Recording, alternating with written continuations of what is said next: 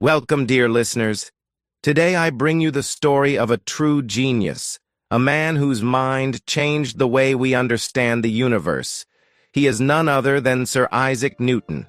This biography is not just about history, it's about learning English through a fascinating story. So as you listen, you'll improve your English skills while discovering the life of a brilliant scientist. Let's dive in. Isaac Newton was born on December 25, 1642, in a small village called Woolsthorpe, in Lincolnshire, England. Imagine the world at that time. There were no cars, no electricity, and no modern machines. It was a simple, quiet, and rural life. Isaac's family lived on a small farm. His father, also named Isaac Newton, was a farmer. But here's a sad fact. His father passed away 3 months before Isaac was born. This means Isaac never met his father. His mother, Hannah Ayscough, had to raise him alone. But life wasn't easy for her. She had to manage the farm and take care of her baby. Isaac was born very early. He was premature, meaning he came into the world before the expected time. He was so small and weak that people didn't think he would survive. But little Isaac was a fighter. He grew stronger, though he remained a quiet and thoughtful child. When Isaac was 3 years old, his mother remarried. She married a wealthy man named Barnabas Smith. But here's the twist. Barnabas didn't want Isaac to live with them. So Isaac was sent to live with his grandparents. This was heartbreaking for young Isaac. He felt abandoned and alone. Living without his mother made Isaac a quiet, introverted boy. He spent a lot of time by himself. But instead of playing with other children, he loved building things. He made small mechanical toys and even mini windmills. This shows how creative and curious he was, even as a child. Isaac attended the local village school, where he showed some interest in reading and learning. But when he was 12, he was sent to the King's School in Grantham, a nearby town. Here, he stayed with a local family because it was too far to travel every day. In school, Isaac wasn't the best student at first. He wasn't interested in schoolwork, and his grades were just average. But everything changed one day. A boy at school bullied him, and Isaac decided to prove he was better, not just in strength but in knowledge. From that moment, he became a hard-working and brilliant student. Isaac loved reading. He read books about science, mathematics, and the stars. He often spent his free time observing nature, the movement of water, and the behavior of light. Little did he know, these simple interests would later make him one of the greatest scientists in the world. At the age of 14, another major event happened in Isaac's life. His stepfather, Barnabas, passed away. Isaac's mother decided to bring him back home to Woolsthorpe. She wanted Isaac to become a farmer like his father. But Isaac wasn't interested in farming. He found it boring. Instead, he spent his time reading and building mechanical tools. One day, his uncle, Reverend William Ayscough, noticed Isaac's intelligence. He believed Isaac was meant for something greater than farming. With his uncle's help, Isaac returned to school. He worked hard and impressed his teachers. By the time he was 18, Isaac was ready for the next big step in his life. He was admitted to Trinity College at the University of Cambridge. This was the beginning of his journey toward greatness. At that time, Cambridge was a place for learning about philosophy, religion, and basic sciences. However, the world was changing. People were starting to explore new ideas about the universe. This was the time of the scientific revolution, and Isaac would become one of its brightest stars. At Cambridge, Isaac worked as a servant to earn money for his education. He cleaned rooms, served meals, and helped other students. Life wasn't easy, but Isaac didn't mind.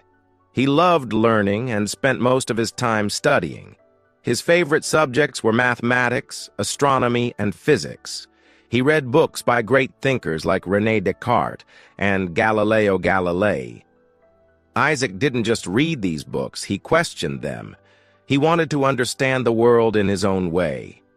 One of his favorite pastimes was watching the stars at night. He wondered how the planets moved and why objects fall to the ground. These questions would later lead to his greatest discoveries. In 1665, when Isaac was 23 years old, a terrible disease called the Great Plague spread across England. The university had to close to keep everyone safe. Isaac returned to his family home in Woolsthorpe. This time away from Cambridge turned out to be a blessing.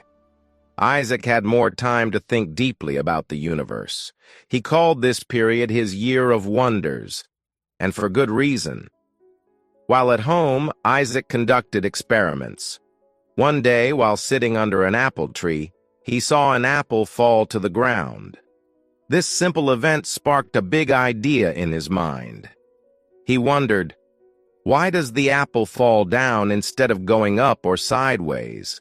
Isaac realized that the same force that pulls the apple to the ground might also control the movement of the moon and planets. He called this force gravity. This idea was the seed for his famous law of universal gravitation. During his time at Woolsthorpe, Isaac also began working on something new: calculus. Calculus is a type of advanced mathematics that helps us understand things like motion, change, and speed. Isaac's work in calculus would later become one of his most important contributions to science. Imagine this: a young man sitting alone in the countryside creating a new branch of mathematics. It's incredible to think about how his mind worked. When the plague ended in 1667, Isaac returned to Cambridge. He became a Fellow of Trinity College, which means he was recognized as a brilliant thinker. 2 years later, in 1669, at the age of 27, he was appointed as the Lucasian Professor of Mathematics. This was one of the most prestigious positions in the university. As a professor, Isaac continued to explore his ideas. He built tools, performed experiments, and wrote about his findings. He didn't like teaching large classes, so he focused on his research. Around this time, Isaac began studying light. He wanted to understand how light works. Using a simple glass prism, he discovered something amazing. Isaac found that white light is not just one color, it's made up of many colors, like a rainbow. When light passes through a prism, it splits into red, orange, yellow, green, blue, indigo, and violet. This discovery changed the way people thought about light and colors forever. He also built the first reflecting telescope, which used mirrors instead of lenses. This telescope was smaller, but more powerful than others at the time. It was a huge achievement and helped Isaac gain recognition among scientists. By his early 30s, Isaac Newton was no longer just a curious student.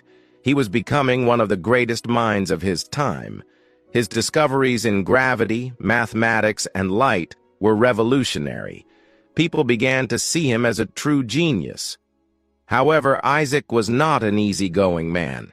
He was very private and didn't like sharing his ideas quickly. He wanted to make sure everything he discovered was perfect before showing it to the world. This perfectionism sometimes made his life difficult, but it also ensured that his work was of the highest quality. He preferred working quietly and avoided the spotlight. However, this was about to change. A challenge from another scientist would push him to reveal his genius to the world. During this time, Robert Hooke, a well-known scientist in England, was studying the motion of planets. Hooke believed he had figured out the secret of how planets move around the sun. He proposed that a force like gravity might be responsible. But Hooke's ideas were incomplete. When Newton heard about Hooke's claims, he was intrigued. Newton had already done work on gravity years earlier, but he hadn't shared it with anyone. He decided it was time to put his ideas into writing. Newton worked day and night, refining his theories. He wanted to prove, without any doubt, that gravity was the key to understanding the universe. He calculated how gravity affects the Moon, the Earth, and the other planets. His work showed that gravity isn't just a force on Earth, it's a universal law. In 1687, at the age of 45, Newton published his masterpiece, Philosophia Naturalis Principia Mathematica, often called the Principia. This book changed the world. It explained the three laws of motion and the law of universal gravitation. Here are Newton's famous three laws of motion. 1. An object will stay still or keep moving in the same direction unless a force acts on it. 2. The more force you apply to an object, the faster it will move. 3. For every action, there is an equal and opposite reaction. These laws helped people understand how everything in the universe works, from falling apples to the motion of planets. The Principia was not just a book. It was a revolutionary moment in science. It made Newton famous across Europe. Scientists, philosophers, and even kings admired his genius. While the world celebrated Newton's brilliance, his personality remained the same. He was still a quiet, reserved man who preferred working alone. He rarely smiled and was known for being extremely focused. He would spend hours, even days, solving a single problem. Newton's perfectionism was both a strength and a weakness. It made his work flawless, but it also caused tension with other scientists. He didn't like criticism and often argued fiercely with anyone who challenged his ideas. In 1696, Newton took on a surprising new role. He became the warden of the Royal Mint, the organization responsible for making coins in England. At that time, counterfeit coins were a big problem, and the economy was suffering. Newton brought his sharp mind and attention to detail to this new job. Newton wasn't just a scientist, he became a detective. He investigated counterfeiters and introduced new methods to improve the quality of coins. Thanks to his efforts, the Royal Mint became much more efficient, and the problem of fake money decreased significantly. In 1703, Newton was elected as the president of the Royal Society, the most prestigious group of scientists in England. This position cemented his reputation as the greatest scientist of his time. A year later, in 1704, Newton published another major work, Optics. In this book, he explained his discoveries about light and color in detail. He also included ideas about the nature of the universe, showing his endless curiosity and imagination. In 1705, Newton was knighted by Queen Anne, earning him the title Sir Isaac Newton. This was a rare honor, showing how much his work was valued not just by scientists, but by society as a whole. Newton's brilliance, hard work, and determination transformed him into a legend. As Isaac Newton grew older, his life took a different turn. By the early 1700s, Newton was no longer the young, curious scientist who worked tirelessly in his room. By the time Newton was in his 60s, he was widely regarded as a genius. However, fame came with its own problems. Many people admired him, but others envied him. Newton often found himself in arguments with other scientists who claimed credit for some of his discoveries. One of the most famous disputes was with Gottfried Wilhelm Leibniz, a German mathematician. Both Newton and Leibniz had worked on calculus, but they developed their methods independently. When Leibniz published his work, Newton's supporters accused him of copying Newton's ideas. This led to a bitter rivalry between the two men, which lasted for years.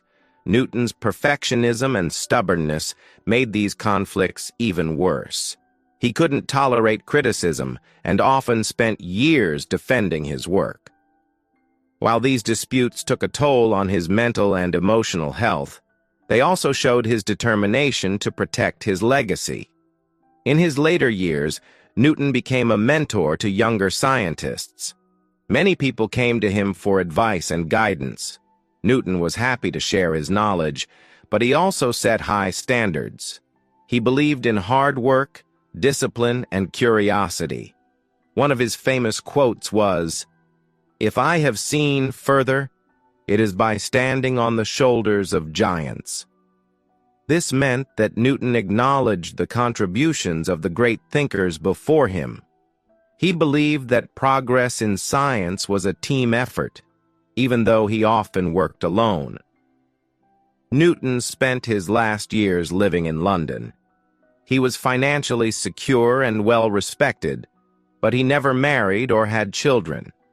He devoted his time to studying the Bible, reflecting on his life, and continuing his research.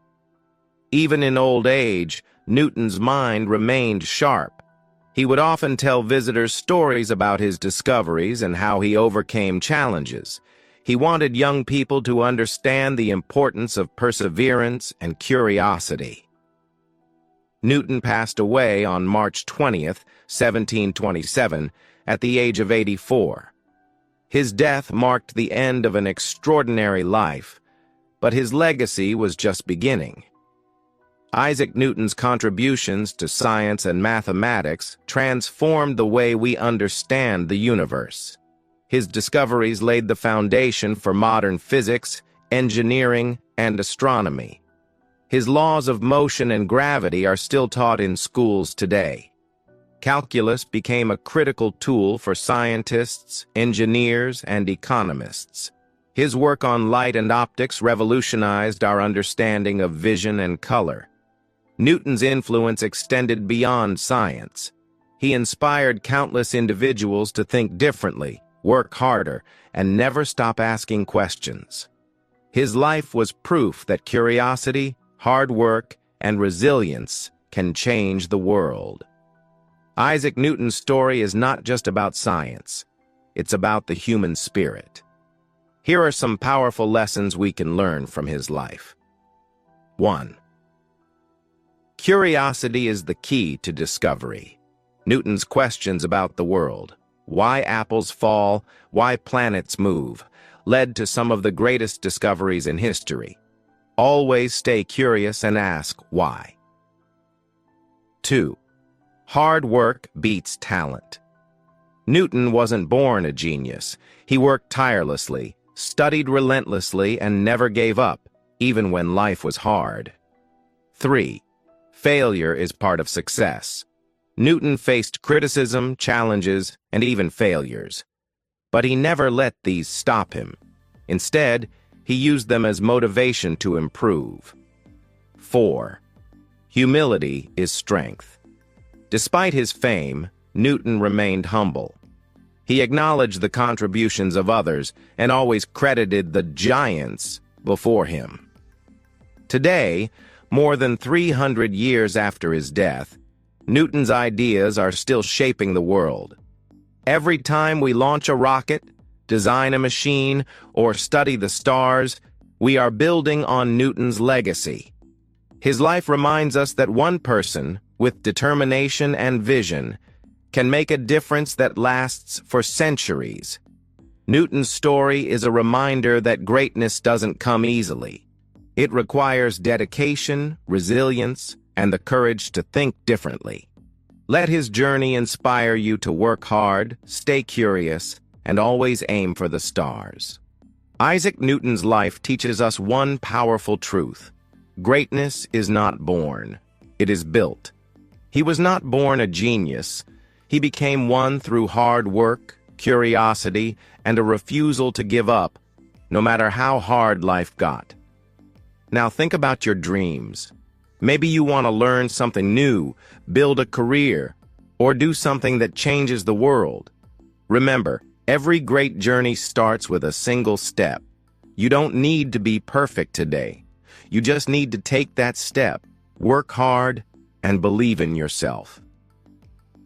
Newton started as a small boy on a farm, but he dared to dream big. If he could overcome his challenges, so can you. The world is waiting for your brilliance, your ideas, and your success. Don't stop because of fear. Don't quit because it's hard. Keep going, because one day, people might be telling your story to inspire others.